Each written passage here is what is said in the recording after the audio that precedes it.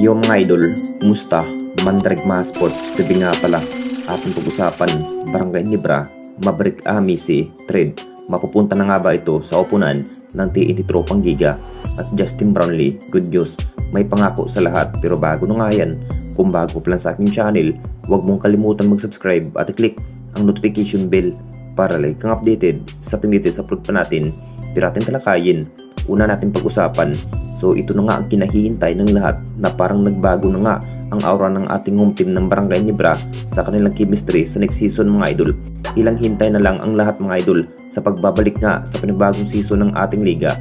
Masasabing hinahanda pa rin ni Coach Tim kung ano pa nga ba ang dapat gawin sa kanyang mga bagong player dahil hindi pa rin basta-basta ang makakasagupa ng ating Barangay Nibra sa susunod na conference mga idol. Kahit binitawan na nga ang kanilang mga ibang star player tulad naman Stanley Prenggel at si Stan mga idol, pero mas pinag-focus pa rin ng ating Barangay Nibra sa kanilang bawat ensayo sa mga bagong rookie at bagong player. Alam naman nating lahat mga idol kung gaano ka-impact itong posibleng maaalis pa nga ba ito sa lineup, itong si Maverick Ami sa kupunan ng Barangay Nibra. Sa naging sinabi nga ni Coach Tim, balak na rin ang kupunan ng TNT Tropang Giga na makukuha ang isang energy player na si Maverick Ami. Nakita naman nating lahat mga idol kung gaano ka-impact bilang outside maker itong si Maverick Ami simula hanggang nakuha ng Barangay Nibra. Masasabing may lakas pa rin sa opensiba ang Barangay Nibra dito mga idol. Mas pinaplano na rin ng TNT Tropang Giga na gustong kunin itong si Maverick Ami. Pag-iisipan pa rin ng Barangay Nibra kung ititrade pa nga ba ito ang nasabing player na si Maverick Ami dahil may value pa nga ito. Talagang pinatunayan pa rin na mas malaking maambag sa bawat laban itong si Maverick Ami.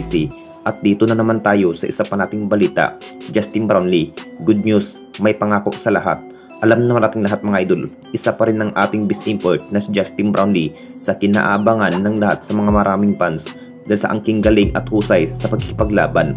Kung bakit napablip pa rin ang lahat dito mga idol sa ating best import na si Justin Brownlee sa naging bawat appearance at average sa kupunan ni Justin Brownlee mga idol ng Barangay Nibra. Masasabing 100% na malaking bagay pa rin sa pagkiki-import ni Justin Brownlee. Nakapagtala na nga si Justin Brownlee ng high score sa kupunan ng Barangay Nibra ng 40 points mga idol sa naging nagdaang laban. Hindi pa rin nagbago sa bawat aggressive sa pagkikipaglaban itong si Justin Brownlee. Inamin pa rin ng ating best import ni si Justin Brownlee mga idol na matapos binigyan nga ang kampyonato ang Pilite Jaya mga idol na mas gagawin pa rin ang kanyang best performance para sa kanyang pagbabalik sa kupunan ng Barangay Nibra ngayong conference.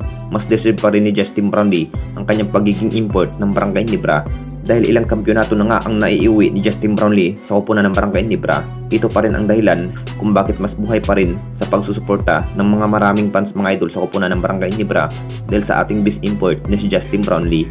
Anong masasabi ninyo mga idol tungkol sa ating video?